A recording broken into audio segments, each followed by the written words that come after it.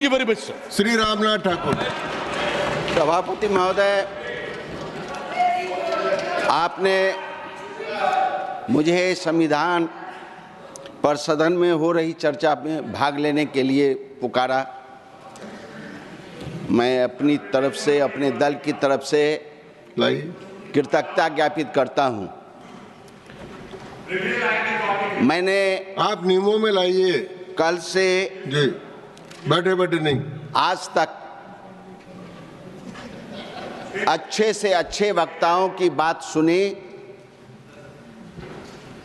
कुछ लाभ हुआ, कुछ मन में जिज्ञासा जगी कि मैं अपनी बात, अपनी दल की बात इस सदन में कुछ रखूं।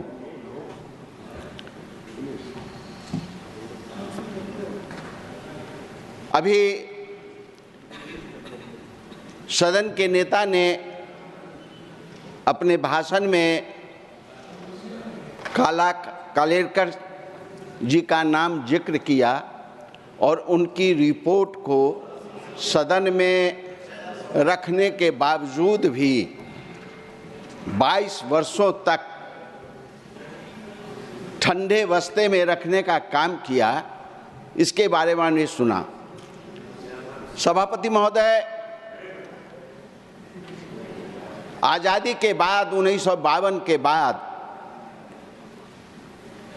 कांग्रेस और कांग्रेस सोशलिस्ट पार्टी की स्थापना हुई।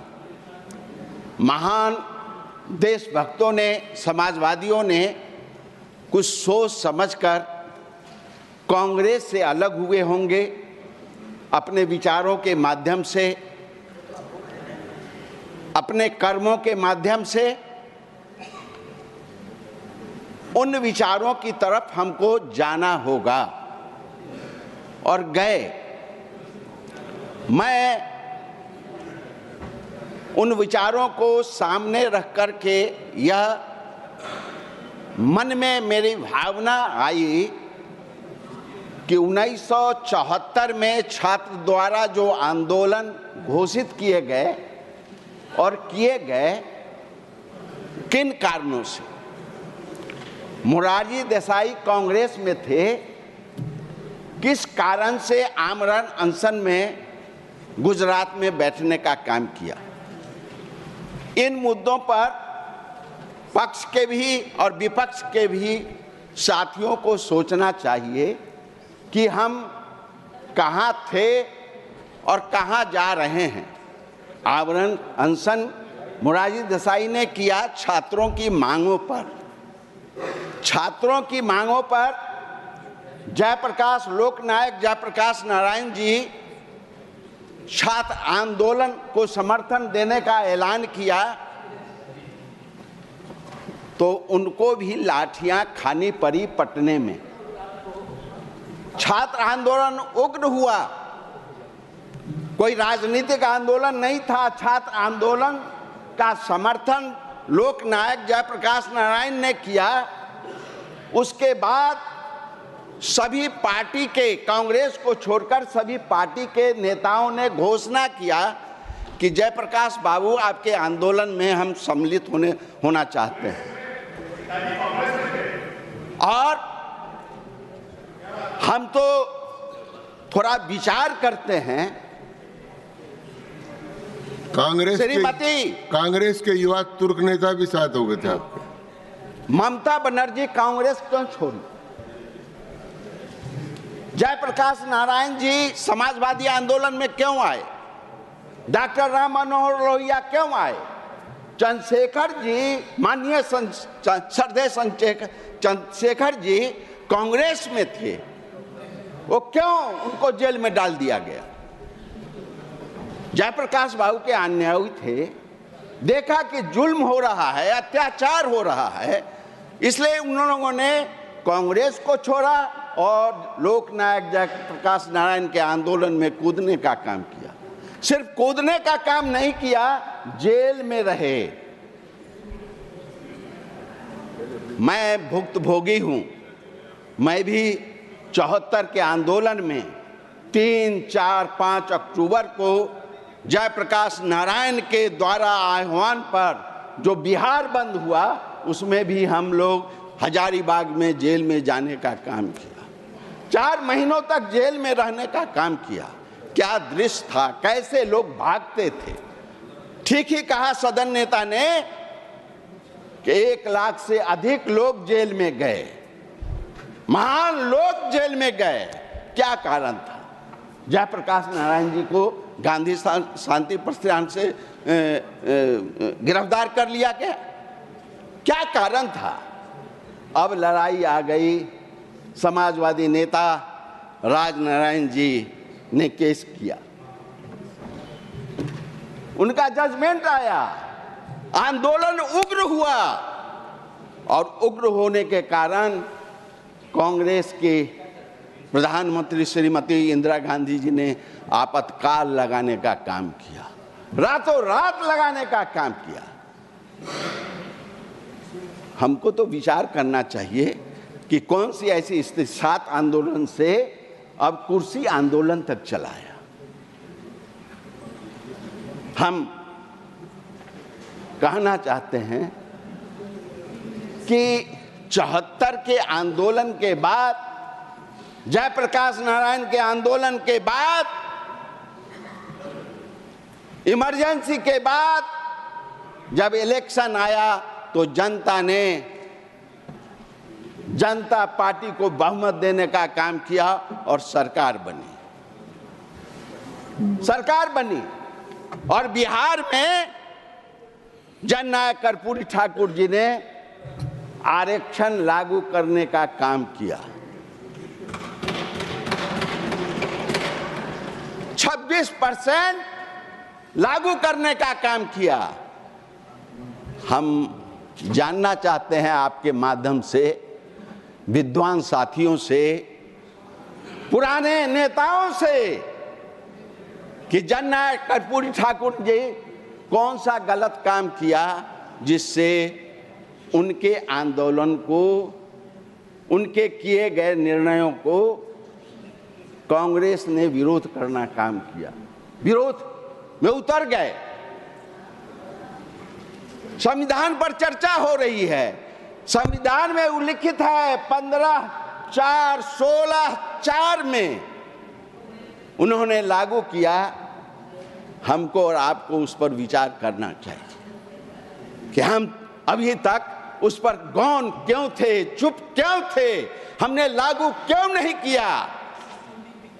कमजोर वर्गों को उठाने का काम, आगे बढ़ाने का काम आपको कौन रोक रखा था? हम आपके माध्यम से पूछना चाहते हैं कि छात्र आंदोलन से उपजा हुआ आंदोलन में अगर आरक्षण लागू हुआ तो कौन सा जुल्म हो गया? हम पुराने साथियों से यह जानना चाहते हैं। हम सामाजिक और शैक्षणिक स्तर पर जो पिछड़े हुए लोग थे उनको आगे बढ़ाने का काम किया, जागृति पैदा करने का काम किया। और किसी रचनाकार ने ठीक ही कहा है पेट जहां खाली नर का, उस घर में दीप जलेगा क्या, जब घास न कोई देता है तो बूढ़ा बैठ चलेगा। पिछड़ों को आरक्षण देने का जो काम किया, जो भूखे थे, जो पीड़ित थे, जो शोषित थे, जो दलित थे, जो लांछित थे, उनको अधिकार देने का काम किया, तो उसको तो हमको सराहना करना चाहिए।